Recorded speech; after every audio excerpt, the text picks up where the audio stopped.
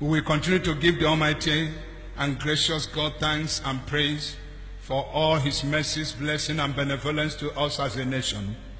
Despite the terrible and excruciating effects of economic recession, God is still sustaining the citizens of this country. While we are praying for our dear President Muhammadu Buhari for quick recovery from e-health, I want to remind the President that life has no duplicate. There is no doubting the fact that the enormity of governance will surely be aggravating his state of fragile health condition. Is it not better for the President to travel the route of honor and safety by resigning as President in order to save both himself and the nation at large? To my mind, Mr. President, you have had your fair share of leadership in this country since 1983. At 73, the President can function more efficiently as an elder statesman. After all, Emmanuel Macron, who was only 6 years only when you were military head of state in 1983, is now the President of France. Are we not confused in our own country? The youngest president in Africa is 71 years. In Africa. And the oldest is that man in Zimbabwe, 90 years. And where are we heading with this confusion?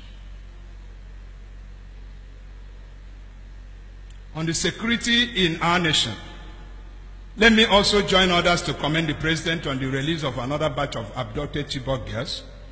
The notable progress, though fluctuating at times, in the war against the Islamic insurgent known as Boko Haram should also be appreciated and commended. But aside that, the greatest security question beckoning for answers in this country include: who are the perpetrators of the mindless killings of Christians in southern Kaduna?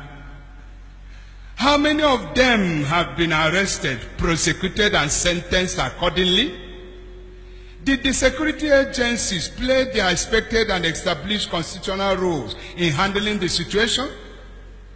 Why is it almost impossible for the federal government of Nigeria to curb the activities of and turn the voracious, almighty, in quote, Fulani headsmen? Who are the suppliers of the AK-47 guns and the pump-action revolvers they are using and they are carrying? Who are supplying them? When was arms carrying legalized for this baptized Boko Haram group? And we talk of one Nigeria. And young people will march peacefully along the street as IPOB members, and you release armies to shoot them. But armed carriers are not harassed by anybody. And we are one Nigeria. The better we tell ourselves the truth. We are not one Nigeria. Let us go. That is me. What did I say? Let us go.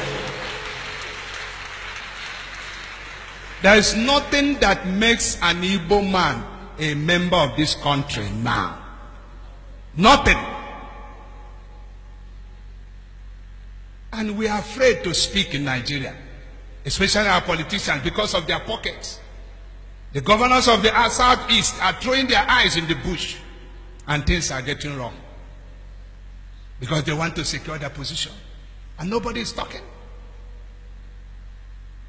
Have they killed Fashola? He's talking, and they are running away from him.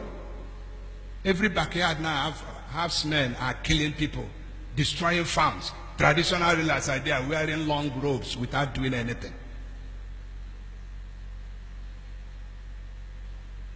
Go to the north, you will travel 3-4 hours. You can't see one recruit policeman on the road. Go from Azibo to Amit, you may meet up to 5 police checkpoints, extorting money from Igbo people. And the senators are there talking nonsense. Let us go. Write it, pressmen. Bishop Ikeakor said, let us go. Let us go. Enough is enough. The only thing I'm quarreling with is the system adopted by IPOP people. Let us polish it and not be confrontational. Man, Ayanana. You can only stop Biafra, but you cannot close the chapter. One day Biafra will go.